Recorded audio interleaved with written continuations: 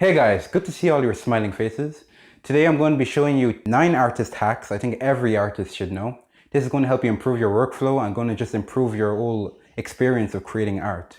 So first thing is take pictures in natural light. Take pictures of your work in natural light. So if you want to take a photograph of your drawing or your painting or whatever, actually open up your curtains, open your window, go into a bright environment. Never take pictures in the nighttime because it gets all noisy and fuzzy and it looks weird. But take pictures in the daytime where there's a nice bright sunlight. It really just makes your pictures pop and makes it look good. Number 2, never blend with your fingers. Never use your fingers to actually blend your drawing. Never. If you want to shade and just blend in what you shaded, get a paintbrush or get a makeup brush or get tissue paper or something, cotton buds, anything, and use that to blend your wherever you shaded in your drawing. Never actually use your fingers. Using your fingers is like a curse. Never ever use your fingers. Using your fingers puts oils into the paper and it just damages the paper in a way. So always use brushes or tissues or anything that isn't your finger. Number 3, use a knife to sharpen your pencil instead of an actual pencil parer. So if you have like a charcoal pencils, when you sharpen them with an actual pencil parer or a pencil sharpener, they disintegrate. Literally, the charcoal just turns into dust in the pencil sharpener. So use a knife. Learn to use a knife to actually sharpen your pencils. And when you use a knife, get sandpaper. If you have sandpaper, use sandpaper to clean up the edges of your charcoal pencil, and the sandpaper will make your charcoal, the charcoal part of your pencil, really sharp, which is actually great for detail work. And number 4, if you take pictures of your work and you're not quite happy, you're not quite satisfied, you're in like a really horrible place, or maybe the sun is too yellow and everything looks too weird, you can always, never forget that you can always edit your pictures. Now, when I say edit your drawings, I don't mean go over the top and turn your picture into something completely different. I mean, if you're, maybe the area you took your photograph in, maybe it's too warm or maybe it's too blue, you can always change the temperature of your photo. Or maybe what I normally do is I just like to I like to add a black and white filter. So like if you're doing a drawing in black and white, it only makes sense to lower down the saturation of your drawing or the photograph you take of the drawing. So that's what I normally do. So never be scared to actually use softwares to enhance the way your drawing looks. But when I say enhance, I don't mean completely make it different to your actual drawing. I mean just enhance it in a subtle way that camera can't get it, because no camera is going to really do your artwork justice. And if you're drawing, especially like I draw with charcoal, and this is really a big issue for me, is smudges and fingerprints and mess. So when you're drawing with charcoal, for example, always put another layer of paper over your actual drawing itself. So if you have a paper that you're drawing on, so if you're drawing on some kind of paper, I don't know, get a blank sheet of paper and put that over your drawing. And doing that will protect your hands from actually being in contact with your artwork, which like makes it less likely for you to smudge your art or get your fingers in the way of it, or just transferring all those oils from your hand into the paper.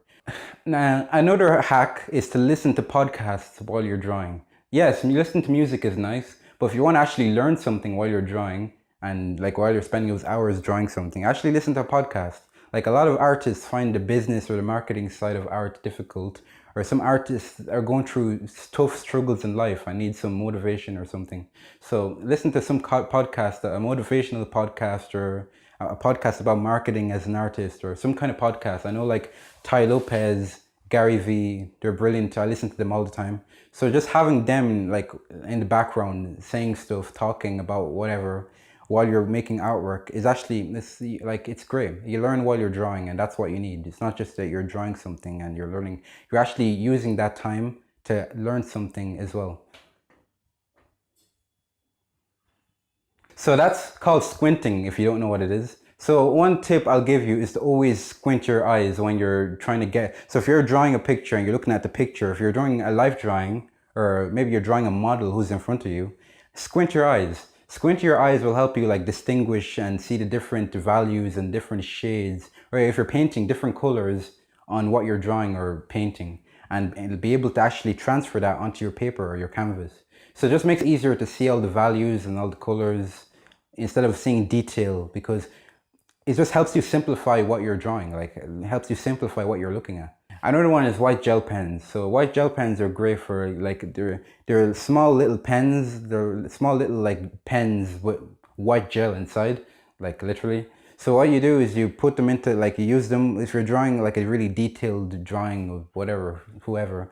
You just get that and you just literally just put small highlights in maybe the eyes, the eyes, the lips, you know, all those places, and it really makes your drawings pop and really makes it stand out. So it's just a nice way to add additional detail to your art. And last but not least, when you're drawing a picture, like, make drawing and make creating art less difficult for yourself.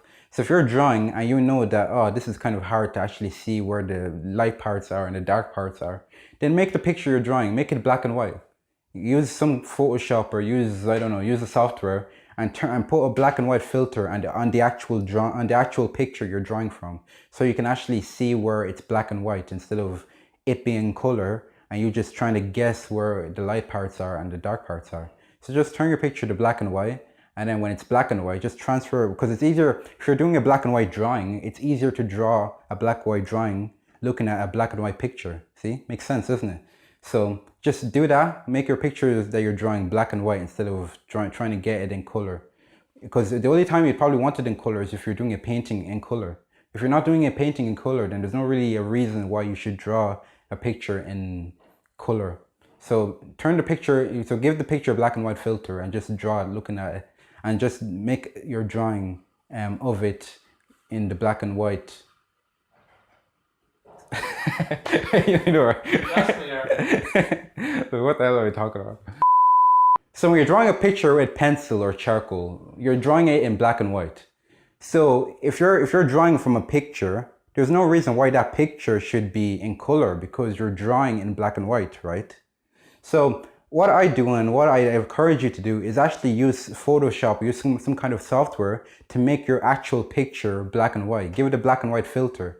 And that way it makes it easier and less of a hassle for you to draw it, because all you have to do is just transfer the black and white filtered picture onto your sheet in black and white, since you're drawing in charcoal. Alright, thanks for watching. If you liked the video, leave a like and subscribe. I'll see you soon.